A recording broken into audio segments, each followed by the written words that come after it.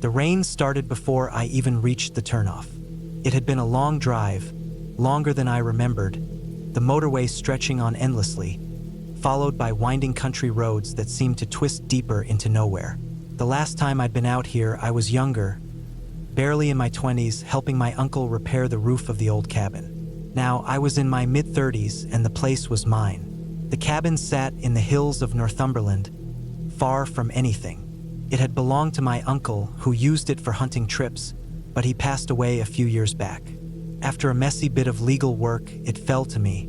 I hadn't thought much about it at the time, just a rundown old building in the middle of nowhere. But now, after losing my job, it seemed like a good place to get away. I turned off onto the narrow track, barely more than a dirt path. Trees loomed overhead, the rain dripping heavily through the branches. The deeper I went, the rougher the track became, deep potholes filled with water, mud slick under the tires. When I finally spotted the cabin through the trees, relief washed over me. It was just as I remembered, small, weathered, darkened by the rain. The sloped roof sagged slightly, but it still looked sturdy. I pulled up beside it and killed the engine. For a moment, I just sat there, listening to the rain against the windscreen, watching the trees sway in the wind. Then I stepped out. The air was sharp and damp, the scent of wet earth thick around me. I grabbed my bags and unlocked the door, pushing it open with some effort. Inside, it was cold, the kind of deep, settled cold that takes days to get rid of. Dust coated the surfaces. The wooden floor creaked under my boots. I set my bags down and went about checking the place over.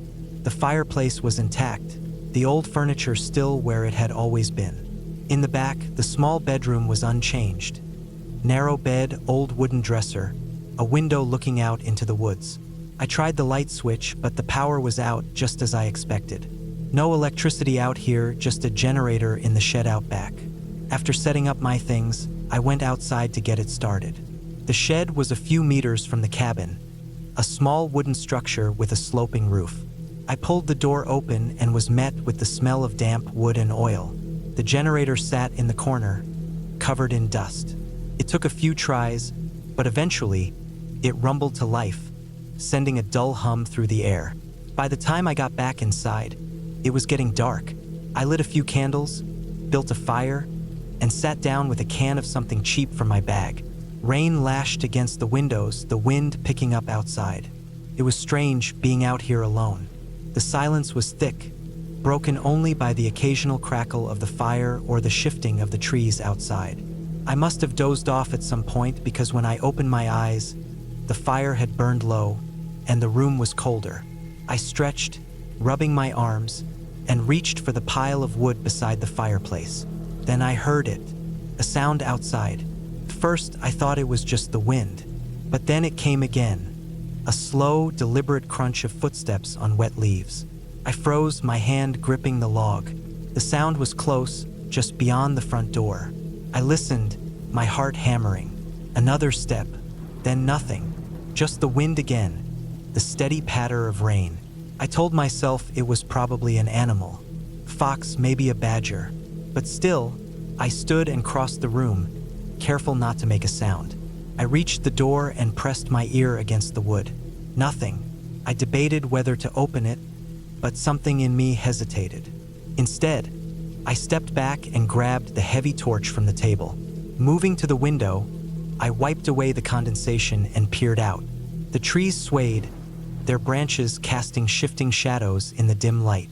The rain made it hard to see, but there was no movement. I stood there for a long time before finally stepping back. Maybe I was just on edge from being alone out here. The mind plays tricks in the dark. Still, I locked the door. The next morning, I woke early. The rain had stopped, leaving everything damp and silent. I stepped outside, stretching, breathing in the fresh air. The ground was soaked, the track leading up to the cabin covered in deep puddles. Then I noticed something. Footprints. They weren't mine. I had stayed inside after arriving, hadn't walked around the front at all. But there they were, deep impressions in the mud, leading from the tree-lean to the cabin door. I swallowed hard, staring at them. They were boot prints, large ones. Not fresh, but not old either. I crouched, touching the edge of one. The rain had softened it slightly, but it hadn't washed away completely. Whoever had been out here had come during the night. I straightened, looking toward the trees. No sign of anyone. I walked around the cabin, checking the shed, the back door, even the small window in the bedroom. Nothing had been touched. Nothing was missing, but the prints remained. For the rest of the day, I couldn't shake the feeling of being watched. Even as I chopped wood, even as I sat inside reading, that uneasy prickle stayed with me. That night, I made sure the fire was built up, the doors locked. I kept the heavy torch beside me, listening to every creak, every shift of the trees outside. At some point, I heard it again. The same sound as the night before. Footsteps. But this time, they didn't stop at the door. They moved slowly around the cabin. I held my breath, gripping the torch. The steps were steady, circling. Whoever was out there was taking their time. Then silence. I sat there for hours, barely blinking, waiting for movement, for anything. But nothing came. The first light, I went outside. The footprints were back. This time, they circled the entire cabin. I knew then I wasn't staying another night. I packed my things fast, loading them into the car. The air was thick with damp and morning mist as I climbed in and started the engine. As I turned onto the track, I glanced back one last time. Through the trees, something moved. A figure half hidden in the mist, watching. I didn't stop. I didn't even slow down. I never went back. I left the cabin to rot. Let the forest take it. Maybe someone else will find it one day, and maybe they'll hear the footsteps too. But I hope they're smart enough to leave the first time.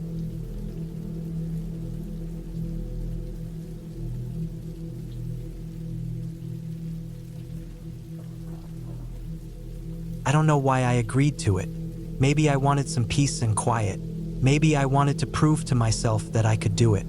But if I had known how the night would unfold, I never would have set foot in that place. It started with a simple plan. A friend of mine, more of an acquaintance really, had a cabin in the woods near a small village in France. He mentioned it offhand one evening over drinks, saying it hadn't been used in years. Said it was a perfect place to get away from the world for a while. No internet, no distractions, just trees, rain, and solitude. I liked the idea of shutting everything out for a weekend. The drive there took longer than expected. The roads were narrow, twisting through thick forest, the trees leaning in so close they nearly touched overhead. It rained the entire way, not a downpour, but a steady, persistent drizzle that clung to the windshield and blurred the edges of the world. By the time I reached the cabin, it was already dark. The place was exactly as described. Old but sturdy, built from thick wooden logs, tucked deep in the woods with nothing but trees for miles in every direction. There was a small gravel driveway leading up to it, though the stones were more mud than rock at that point. I parked, grabbed my bag, and hurried inside. The first thing I noticed was the smell. Damp wood, dust, and something stale, like old air that hadn't been moved in a long time. I flicked the light switch, and to my relief, the single overhead bulb buzzed to life. The interior was simple. A small kitchen area with outdated appliances, a stone fireplace in the corner, and a wooden table with a couple of chairs.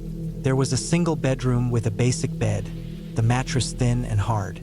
It wasn't much, but it would do for one night.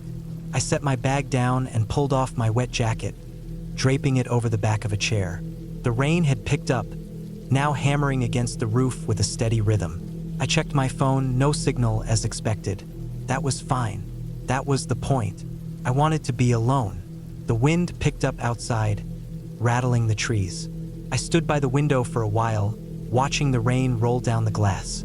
The forest beyond was nothing but a wall of darkness. No streetlights, no distant houses, just blackness and the sound of the storm. I made a quick meal, canned soup heated on the stove, then sat at the table listening to the rain. It was peaceful in a way, isolated but peaceful. Then the first strange thing happened. I heard something outside. At first, I thought it was just the wind, maybe a branch snapping in the storm. But then it happened again. A rustling sound, not wind, something moving. I stood up and went to the window, squinting out into the night. Nothing, just rain and trees. But the sound had been real. Something had been out there. I told myself it was an animal. A deer, maybe. Wild boars were common in this part of France, too. That had to be it. But still, I felt uneasy. The kind of unease that settles into your bones and makes your skin feel tight. I locked the door. An hour passed. The rain continued. I sat by the fire, reading a book I had brought. But I couldn't shake the feeling that something was off. The wind had died down, but the rain remained, drumming a steady rhythm on the roof. Then came the second noise. This time it was closer, a crunching sound. Footsteps, slow, deliberate, moving through the wet gravel just outside the cabin. I froze. The sound stopped. I waited, heart pounding. The fire crackled beside me, casting flickering shadows across the walls. I strained my ears, listening. Nothing. I told myself it was just my imagination. But then a third sound. Not footsteps this time. Something sharper. A tapping noise. Against the window. I turned slowly. The rain streaked down the glass, making it hard to see. But for a moment, just a brief, fleeting moment, I thought I saw something. A shape, a figure standing just beyond the glass. I shot up from my chair, heart hammering. I grabbed the flashlight from the table and pointed it toward the window. Nothing, just trees and rain. But I knew what I had seen, or at least what I thought I had seen. Someone, something had been there, watching me. I double-checked the door. Still locked. The windows too. Everything was secure. But that did little to ease my nerves. I didn't go back to reading. Instead, I sat near the fire, gripping the flashlight, waiting, listening. The storm raged on. Then, just past midnight, the power went out. The cabin plunged into darkness. The only light came from the fire, its glow barely reaching the corners of the room. A power outage wasn't surprising in a storm like this. But the timing, right after the noises, the footsteps, the tapping, felt wrong. I grabbed my phone. Still no signal. Then, the worst sound of all. The door handle rattled. It wasn't the wind. It wasn't an animal. Someone was trying to open the door. I didn't move. I didn't breathe. The handle jiggled again. Harder this time. A deliberate testing motion. Then silence. The rain kept falling. The fire flickered. The cabin felt smaller, the walls pressing in. I stayed like that for what felt like an eternity. Frozen. Listening. Eventually, I forced myself to move. I crept toward the door, my breath coming in short, uneven gasps. I pressed my ear against the wood. Nothing. I exhaled slowly, trying to steady myself. And then, from outside, just beyond the door, a whisper. A sound so faint, I almost thought I imagined it. But I hadn't. Someone was out there. I backed away, heart racing. I checked the windows again. Still locked. The rain blurred the glass, making it impossible to see anything clearly. I didn't sleep that night. I sat by the fire, flashlight in hand, waiting. Morning came slowly. The rain had stopped. The first light of dawn crept through the trees, casting long shadows across the wet ground. I didn't check outside right away. I was too afraid of what I might find. But when I finally worked up the courage, I stepped onto the porch. The gravel was disturbed. Footprints, leading from the trees to the cabin. And on the window, smeared through the rain and dirt, was a single handprint. I packed my things and left without looking back. I never told my acquaintance what happened. I never asked if he had been there, if someone else had access to the cabin. I didn't want to know. I never went back, and I never will.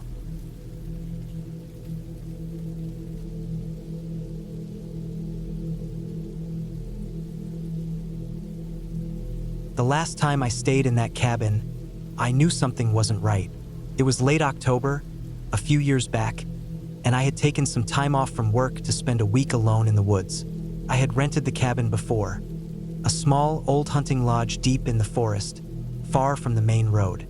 It wasn't fancy, just a single room with a wood-burning stove, a cot, and a small kitchen setup. No running water, no electricity, just the kind of solitude I had been craving. The first few days went by quietly. The air was cold but not unbearable. and I spent most of my time hiking, collecting firewood, and just enjoying being away from everything. The nearest town was a good 40-minute drive away, and I hadn't seen another person since I arrived. That was part of the appeal, being completely alone. But that last night, something changed. It started with the wind. All day, the sky had been gray, but around dusk, the wind picked up, howling through the trees like something alive. I had experienced storms in the woods before, but this felt different, sharper, colder. It wasn't just the sound of branches swaying. It was a deep, low groaning, like the forest itself was shifting. I had built up a good fire in the stove, enough to keep the cabin warm through the night. I planned to get some sleep early so I could pack up and leave at first light. Then I heard it, a sound outside. It wasn't the wind. It was something deliberate, a crunch of leaves, slow, measured. I sat up on the cot, listening. The fire cracked softly in the stove, casting flickering shadows on the walls. Another step, then another. I knew the sound of animals moving through the woods. I had seen deer, foxes, even the occasional bear in these parts. But this wasn't that. This was something on two legs. I stood up slowly, moving to the window. Outside, the darkness was thick, the trees barely visible under the heavy clouds. I squinted, trying to see past the glow of the firelight reflecting on the glass. Then I saw it, a figure just at the edge of the tree line. It wasn't moving, just standing there. I couldn't make out any details, just the silhouette of a person, standing perfectly still. I felt my stomach drop. There was no reason for anyone to be out here. No trails, no campsites, no other cabins nearby. I reached for my hunting knife on the small wooden table beside me, gripping it tightly. My truck was parked a few yards away, but the thought of stepping outside now, in the dark, with that thing standing there, made my skin crawl. I decided to wait. The minutes stretched on. I kept my eyes on the tree line, barely blinking. The wind howled, making the branches sway, but the figure didn't move. Then, just as I was starting to doubt what I was seeing, it took a step forward. Slow, deliberate. I tightened my grip on the knife. My heartbeat was loud in my ears. Another step, and then another. I backed away from the window, moving toward the door. If this person, or whatever it was coming closer, I wasn't going to sit here and wait for them to reach the cabin. I grabbed my keys from the table and took a deep breath. The truck was my best option. If I moved fast, I could make it outside, get in, lock the doors, and drive the hell out of there. I turned the doorknob as quietly as I could. Then I yanked it open and ran. The wind hit me like a wall, cold and sharp. The ground was uneven, my boots crunching on the dirt and dead leaves. I could see the truck just ahead, the outline barely visible in the dark. Behind me, I heard movement, fast, heavy. I didn't look back. I threw myself at the truck, fumbling with the keys, my fingers stiff from the cold.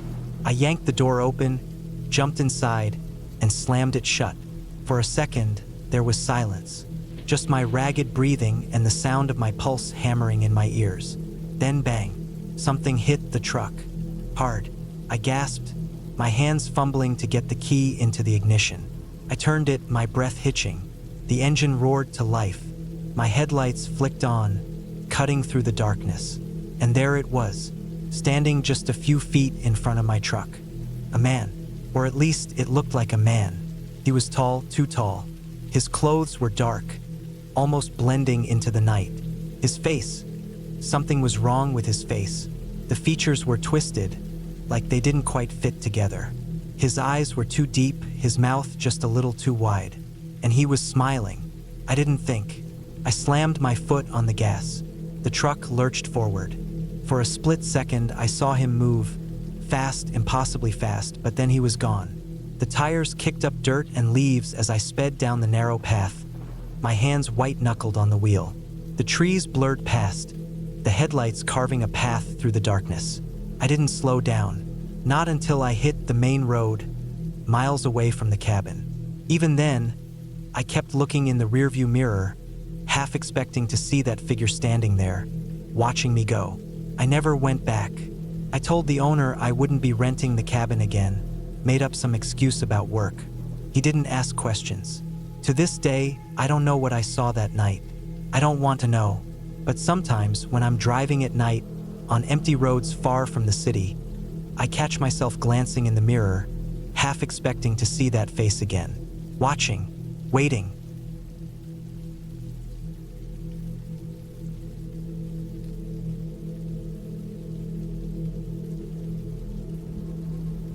I had always liked taking the long way home. There was something about those quiet back roads, the ones that cut through stretches of thick woods and rolling hills, that made me feel at peace. After long days at work, dealing with the usual routine, I liked the solitude of the drive. Most people avoided those roads. They were poorly maintained, full of cracks and potholes, but I didn't mind. I knew them well. That evening, the air was heavy with rain, the sky a dull gray, and the temperature had dropped lower than usual for early autumn. I had been working late, later than I should have, and by the time I got in my truck, the sun had already set. It was one of those nights where the darkness pressed in thick around the headlights, where even the trees seemed to lean in closer to the road, swallowing up what little light I had. I wasn't in a rush, so I decided to take the old road through the valley. It cut behind the hills, away from the main highway, and wound past some of the more forgotten parts of the county. It was a road I had taken plenty of times before. About halfway down the stretch, the rain started up again, light at first, then heavier. My wipers scraped across the windshield, barely keeping up, and the road became slick beneath my tires. That's when I spotted something off to the side. A flash of wood through the trees, half hidden behind overgrown brush. I had passed this way dozens of times, but I had never noticed it before. A cabin. It wasn't anything special, just a weathered old structure, the roof sagging slightly, the walls darkened from years of neglect. It sat back from the road, tucked into the trees, just far enough to be out of sight unless you were really looking. I don't know why, but something about it made me slow down. Maybe it was curiosity. Maybe it was the way it just seemed wrong, like it didn't belong there. I pulled off onto the shoulder, leaving my truck idling as I grabbed my flashlight. The rain had eased up again, but the air was thick with the scent of wet leaves and damp earth. I stepped over the ditch, pushing through the undergrowth, my boots sinking into the soft ground as I made my way toward the cabin. Close, it was worse than I thought. The door was slightly ajar, hanging loose on rusted hinges, and the windows were broken, shards of glass clinging to the frames. The wood was rotting in places, eaten away by time and weather. The place looked abandoned, but something felt off. The air inside was stale, thick with the scent of old wood and decay. My flashlight beam swept across the interior, revealing a single room, dust-covered furniture, an old stove in the corner, and a wooden table with a few empty bottles scattered across it. There were no signs of life, but there were signs of something. Faint footprints in the dust. The marks weren't old. They trailed across the floor, leading toward the back of the cabin, disappearing into the darkness beyond the broken doorway. I hesitated. The place was supposed to be abandoned. It looked abandoned, but someone had been here. Recently, I turned, my flashlight catching something on the wall. Faint scratches in the wood, deep enough to gouge into the surface. At first, they seemed random, but as I moved closer, I realized they weren't. They were words. Don't stay after dark. The letters were uneven, hurried, as if whoever had made them hadn't had much time. The sight of them sent a slow chill down my spine. I should have left. I should have turned around right then and there, walked back to my truck, and driven away without a second thought. But I didn't. Something about the place felt unfinished, like there was more I needed to see. I moved deeper into the cabin, my footsteps echoing too loudly in the silence. Beyond the main room, there was a narrow doorway leading to what had probably been a bedroom once. The door was missing, the frame splintered, as if it had been forced open at some point. Inside, the room was almost empty. A single mattress lay against the far wall, stained and torn, and an old wooden chair sat in the corner. The air was thick with something I couldn't quite place. Something foul, something wrong. And then I saw it. In the far corner, almost hidden beneath the mattress, was a bundle of cloth. At first, I thought it was just an old blanket, discarded and forgotten. But as I stepped closer, I realized it wasn't. It was a bag that was still tied shut. Something about it made my stomach turn. I reached down, my fingers hesitant as I pulled at the knot. The rope was stiff with age, the fabric damp and stained. The bag fell open, and for a moment, I couldn't breathe. Inside were clothes, old, dirty clothes, but they weren't just clothes. There were shoes, small ones, too small for an adult. And beneath them, something worse. A plastic container, its lid slightly cracked. I lifted it, my hands shaking as I pulled it open. Inside was a stack of papers, yellowed with age, covered in cramped handwriting. Notes, pages filled with scribbled words, some of them crossed out, some barely legible. But one thing stood out, a name, repeated over and over again. I didn't recognize it, but the sight of it made my skin crawl. I turned the papers over, my flashlight catching something on the last page. Something scrawled hastily across the bottom in dark ink. Still here. A sound echoed behind me, soft, faint, like footsteps. I spun around, my flashlight sweeping across the room. Nothing, but the air had changed. It was heavier now, thick with something unseen. I didn't wait. I didn't think. I turned and bolted. I didn't care about the rain, about the mud sucking at my boots, about the branches tearing at my arms as I pushed my way back to my truck. I got in, slammed the door shut, and locked it. For a long moment, I just sat there, my breath coming in ragged gasps, my hands gripping the wheel too tightly. My headlights illuminated the path back to the road, the cabin now nothing more than a shadow among the trees. I left. I didn't look back. I didn't tell anyone. I didn't want to know. But sometimes, late at night, when the roads are empty and the world is quiet, I still think about that place, about the bag, about the words carved into the wall, and about the feeling that, even now, lingers at the back of my mind, like something watching, like something waiting, and I know, without a doubt, that I should have never stopped.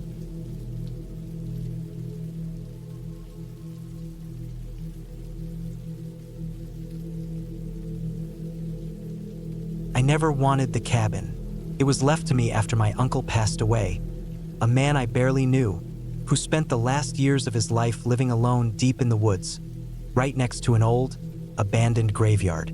The kind of place people avoided, the kind of place with stories attached to it, ones I had heard in passing but never paid attention to. Now, it belonged to me. I was in no rush to visit, but leaving it to rot wasn't an option, and selling it without seeing it first didn't sit right with me. So, on a cold autumn afternoon, I packed up my truck and made the drive out. The closer I got, the worse the road became. First paved, then gravel, then a narrow dirt path winding through trees that pressed in close on both sides. The sky was overcast, dull gray, the kind of light that makes everything look flat and lifeless. When I finally reached the clearing where the cabin sat, I hesitated before getting out. The cabin itself was in rough shape, wooden walls darkened with age, the roof sagging in places, the windows covered in grime. It had a small front porch, the railing half collapsed, weeds growing through the floorboards. To the right, just beyond a break in the trees, was the graveyard. I stood there for a long time, staring at it. The headstones were old, crooked, some leaning so far they looked ready to fall.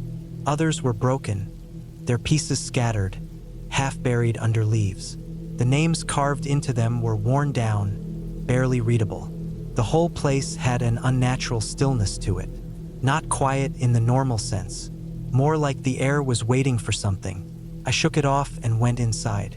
The inside of the cabin was just as neglected, dust thick on every surface, cobwebs in the corners, a musty smell that reminded me of old books and damp wood. There was a kitchen to the left, a small living space with a stone fireplace, and a bedroom in the back. The furniture was old, heavy, and worn but still sturdy. I checked the cabinets and found a few cans of food, rusted at the edges but unopened. My uncle must have been here right up until he couldn't be. I spent the next few hours cleaning, sweeping, clearing out old junk, airing the place out. By the time the sun started going down, I was exhausted. I made a quick dinner from the supplies I'd brought, sat at the small kitchen table, and tried not to think about how quiet it was. Then I heard it, a rustling outside, in the leaves near the graveyard. I froze, listened. Nothing, just the wind, I told myself. But I couldn't shake the feeling that I wasn't alone. I finished eating, forced myself to ignore it, and got ready for bed. That night, I barely slept. Every sound had me wide awake, listening. I heard the wind moving through the trees, the creak of old wood as the cabin settled. But then there were other sounds, footsteps in the leaves, not constant, just now and then, slow, deliberate. I wanted to believe it was an animal, but it didn't sound like one. The next morning, I found tracks in the dirt outside the cabin, human tracks, barefoot, leading from the edge of the graveyard, circling the cabin, then disappearing back into the trees. I stood there, staring at them, feeling my stomach twist. The prints weren't old. The edges were sharp, untouched by wind or rain. Whoever had made them had been here last night. I told myself I had two choices. I could leave, forget about the cabin, let it sit empty and rotting. Or I could stay, find out who or what was out here, and deal with it. I stayed. The second night was worse. I locked the doors, checked the windows, made sure everything was secure. I sat in the living room, a flashlight in my hand, waiting. Sometime after midnight, I heard movement again, closer this time. Slow footsteps moving around the cabin. Then a sound at the door, a light scratch, like fingernails dragging across wood. I didn't move, just sat there, gripping the flashlight so hard my fingers ached. The scratching stopped. Then the footsteps moved to the window. I turned the flashlight off, held my breath. A shadow passed across the glass. I couldn't see details, just the shape of a person standing right outside, pressed close to the window. I wanted to move, to grab the gun I had in my bag, but I was frozen. My mind felt locked, my body unwilling to respond. Then the shadow moved, slid away from the window, disappearing into the darkness. I stayed awake the rest of the night, heart hammering. The first light, I went outside. More tracks in the dirt, leading from the graveyard. This time, I followed them. They led me to a grave near the back, where the trees pressed in close. A headstone cracked down the middle. The name was worn away, unreadable, but the earth in front of it had been disturbed. Not dug up, but shifted. Someone had been here recently. I looked around, feeling exposed. Watched. The trees were too thick, the shadows too deep. I turned and walked back to the cabin, forcing myself not to run. That evening, I packed up. I wasn't staying another night. As I loaded my truck, I glanced at the graveyard one last time, and I saw it. A figure standing among the headstones, not moving, just watching. I didn't wait. I got in the truck, started the engine, and drove. I never went back. Didn't try to sell the cabin, didn't check in on it. As far as I was concerned, it didn't exist anymore. A few months later, I got curious. Looked up the history of the area of the graveyard. The last person buried there? My uncle.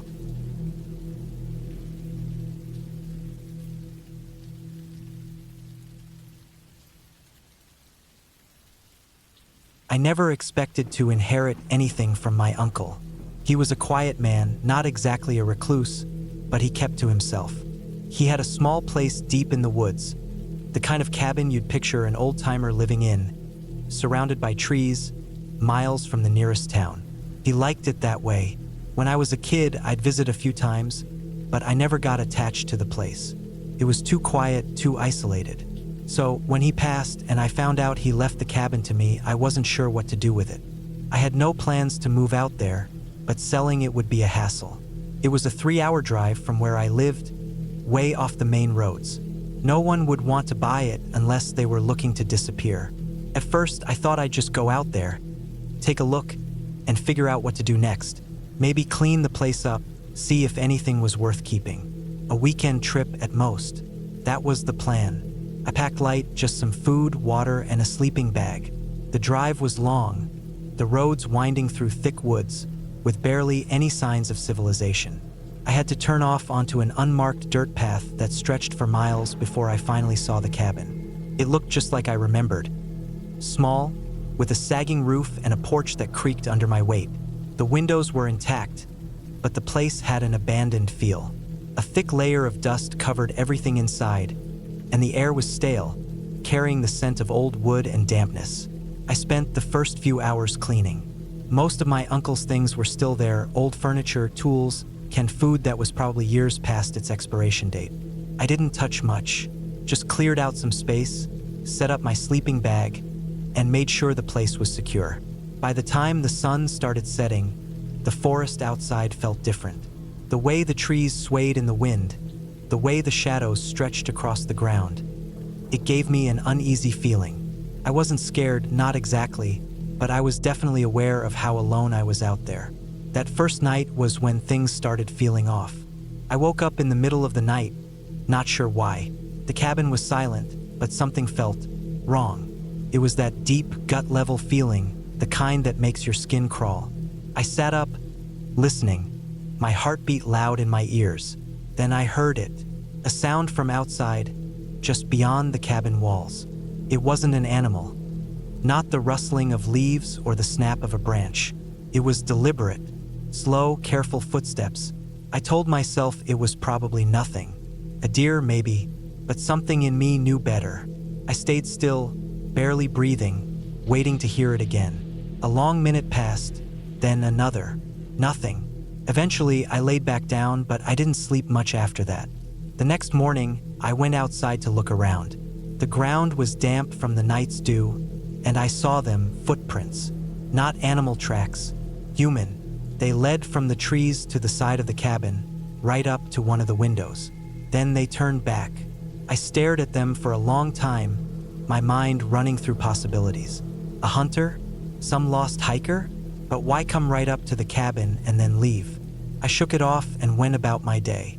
But that feeling stuck with me, like an itch I couldn't scratch. That night, I barricaded the door. I found an old hunting rifle my uncle had left behind, checked if it was loaded, and kept it close. I wasn't planning on using it, but it made me feel better having it nearby.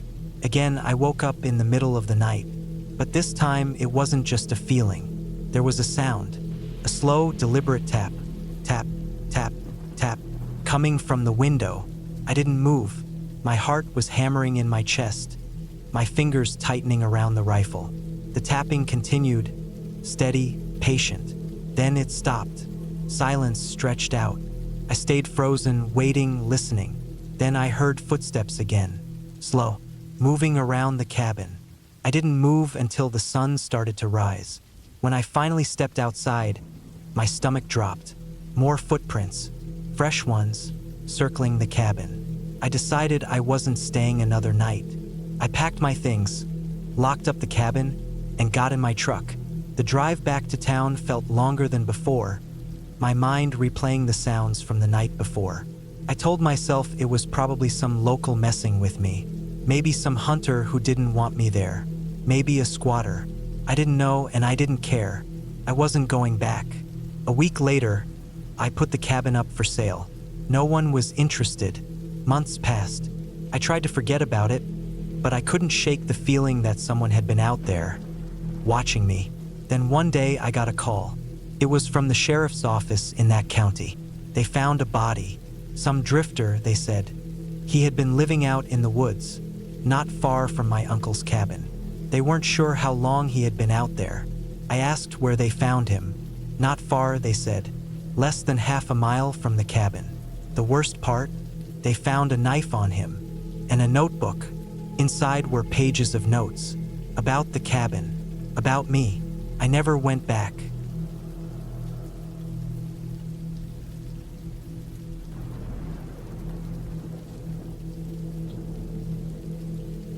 I was 26 when my cousin Mark invited me to his cabin for a weekend of hunting. It was late October, cold enough for the leaves to have turned, but not quite winter yet.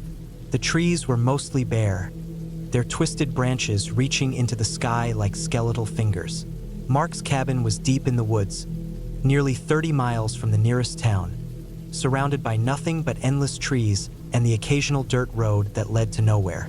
I had been to the cabin once before, a few years back, but I barely remembered it. What I did remember was how isolated it was. There were no other houses around for miles, no cell service, and no electricity apart from a gas generator Mark only ran when necessary.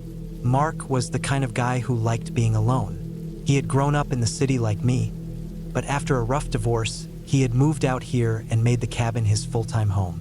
He hunted, fished, and lived off the land as much as he could.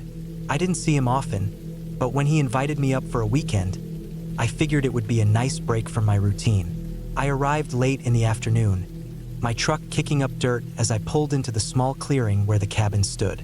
It was a modest place, built from thick logs, with a tin roof and a porch that looked out over the woods. A stack of firewood was piled up neatly by the door, and Mark's old pickup was parked nearby. Inside, the cabin smelled like wood smoke and damp clothes. The walls were lined with hunting gear, old photographs, and shelves filled with canned food and supplies. There was a small kitchen, a living area with a wood stove and 2 bedrooms. The place felt lived in, comfortable, but there was something about being this deep in the woods that always put me a little on edge. We spent the first evening drinking beer and catching up. Mark told me about his hunting trips, about how he had seen fresh deer tracks just the other morning. We planned to head out before sunrise to track them. That night, I slept in the small guest room at the back of the cabin. The wind howled outside, rattling the tin roof, and somewhere in the distance, I heard an animal call, long and drawn out, almost like a scream. I told myself it was just a coyote and pulled the blankets up higher. We were up before dawn, rifles slung over our shoulders as we made our way into the woods.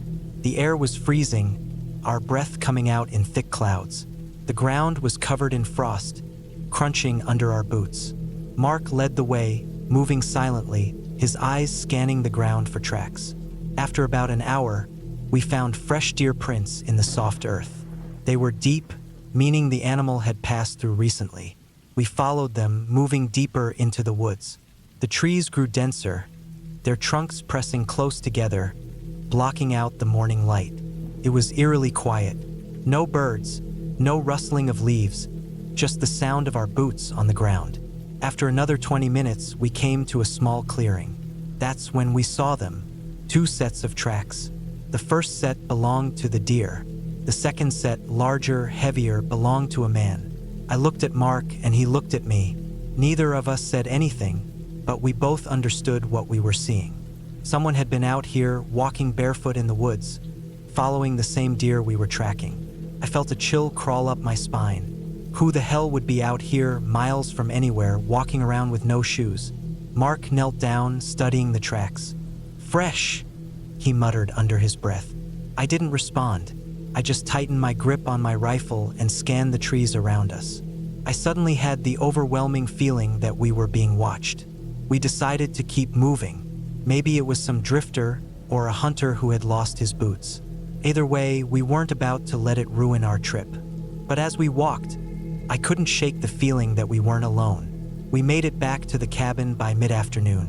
We hadn't seen any deer, and after finding those tracks, neither of us felt like staying out any longer.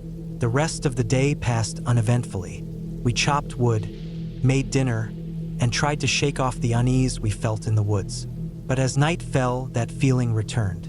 Mark locked the doors, something he told me he never usually did. "Just in case," he said. We sat by the fire, the warmth of the flames doing little to ease my nerves. The wind had picked up again, howling through the trees like a living thing. Every now and then, I thought I heard something outside, branches snapping, leaves crunching. I told myself it was just the wind. At some point, Mark went to bed, but I stayed up, sitting in the dim light of the fire, listening. Then, around midnight, I heard it. Footsteps, slow, deliberate, moving around the cabin. I held my breath, my heart pounding. The footsteps stopped right outside the window behind me. I didn't turn around, couldn't. I just sat there, gripping my rifle, listening to the silence. Then, after what felt like an eternity, the footsteps moved away. I waited another hour before I finally worked up the courage to move. I crept to Mark's room and woke him up. "There's someone outside," I whispered. Mark didn't hesitate. He grabbed his rifle and motioned for me to follow. We stepped out onto the porch, flashlights in hand. The woods were still, the air thick with silence. Then Mark's light landed on something near the tree line. A footprint, large, bare, and fresh. We didn't sleep that night. By morning, we made a decision. We were leaving. Mark packed his things while I loaded my truck. We didn't talk about what had happened, but we both knew whoever had been out there wasn't just passing through. As we drove away, I looked in the rearview mirror. Standing at the edge of the trees, half hidden in the shadows, was a man. Tall, thin, completely still, watching us leave. I gripped the wheel tighter, my pulse hammering. We didn't stop until we hit the main road. Neither of us ever went back to the cabin, and neither of us ever talked about what we saw. But to this day, I still think about that footprint, and I still wonder, how long had he been watching us before we even noticed?